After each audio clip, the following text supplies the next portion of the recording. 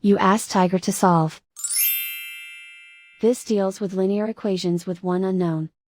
The final result is x equals -9. Let's solve it step by step.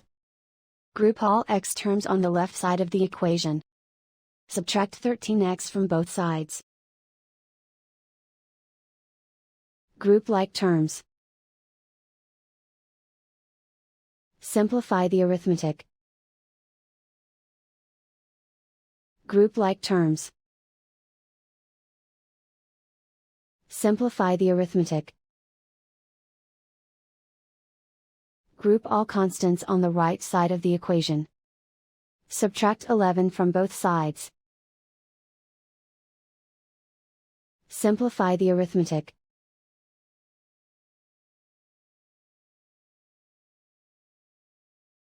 Isolate the x. Divide both sides by 2. Simplify the fraction. Find the greatest common factor of the numerator and denominator. Factor out and cancel the greatest common factor. And so the final result is x equals -9.